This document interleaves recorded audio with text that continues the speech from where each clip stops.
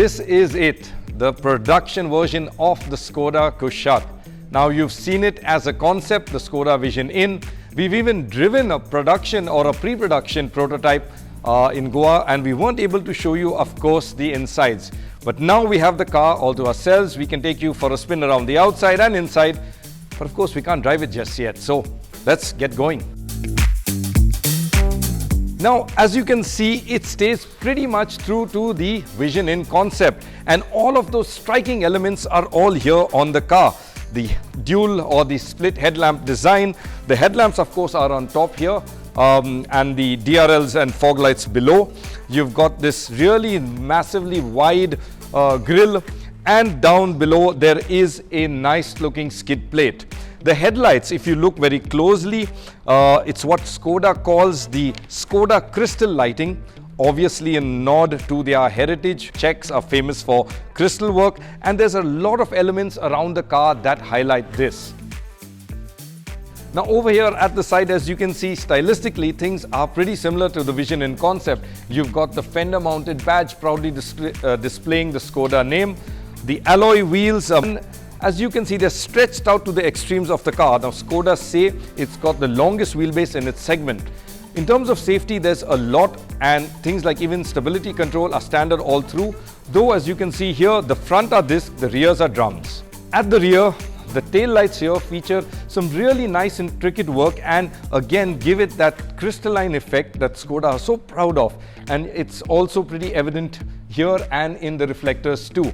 Now the rear, of course, does look really striking. We've got your skid plate down below, and the boot is pretty large at 385. It's a little deep, so you would have to hoist a few bags over, but it's nice and wide and should take a fair bit of luggage. Now over here in the interior, there is ample legroom. Skoda did say that we would be impressed with the legroom, and it is pretty impressive. In fact, I'm 5'8", and I've adjusted this driver's seat to my driving position. And as you can see, there is ample amount of legroom. I can stretch out too, because there's a nice little gap under the seats. The seat bases themselves too are really nice and comfy. In fact, it's quite nice and corseting. There's enough of thigh support. For now, yeah, I am pretty comfortable. We've got an armrest that has 2 cup holders here. Headroom, yes, that's pretty sufficient, though it's not necessarily as impressive as the legroom here, but I have enough of clearance to the top. Now in terms of features, you've got dual AC vents here. There isn't any control for temperature or the fan speed, but you do have vents to keep you cool. Below that, of course, are 2 Type-C USB slots, so yeah, you would need, of course, your Type-C chargers. Yeah, now in here in the driver's seat, it is really impressive. Stylistically, there's a lot that is inspired from the Vision In concept. This lovely little finish that runs all across the dash and into the door pads too. Looks pretty nice, and I must say, while I saw it earlier in pictures, it did look a little too reflective, but it isn't so. It's nice and matte and dulled down and looks very premium. The other thing that looks premium is this steering wheel here. It's a 2-spoke unit, or what Skoda like to call like a floating boss here, and you've got these little knurled knobs that kind of stick out and float as well. Really nice to use and very well damped, I have to say. So also are the switches, which, well, all operate with the typical kind of weight that you'd expect from, well, the Skoda group of cars. Now, other features, as you can look around, we've got, of course, like in a nod to the future, Type-C USB slots here as well. Though oddly enough, we have dials which are traditional dials. Now, they do look nice and neat and clean, very crisp and clear font, but it just would have been so much nicer to see a display or a digital dial there too. Perhaps they're just saving that up for the facelift or the update. Now what is, of course, a screen and a touch screen is this unit here in the center. It's got all of the connectivity that you would typically expect. Android Auto, Apple CarPlay, and you have, of course, your trip computer and various other functions there. It's also got the Sygic, Ghana, and a few local apps already built in, which Skoda have developed with local players from our market.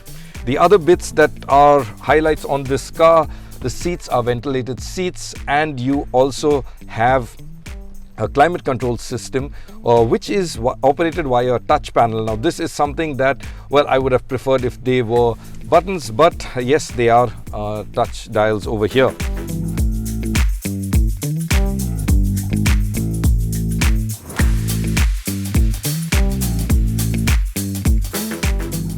Now, as you can see, Skoda have gone to town with a lot of features, but there are a few areas where they have tried to save on costs. Some of the bits, well, plastics here down below are a bit hard and kind of feel scratchy. Up here you have a roof lining which isn't the knitted type but the woven, so it doesn't look all that premium. And another big miss would be the very big or the panoramic sunroofs. You do have a sunroof here, but it isn't the ones that are offered in some of its competitors. That aside though, the cabin is definitely an impressive area, and Skoda have done a pretty good job of keeping things nice and premium. Now the car we have here is powered by the 1-litre TSI engine that puts out 115 horsepower. And importantly, Skoda are very proud to say that this engine is made right here in India. It's mated to a manual gearbox, the car that we have of course. And if you take a look inside here, you can see it's a rather compact unit. There is of course a bigger power plant, a 1.5 litre, but that's not the car we have right here.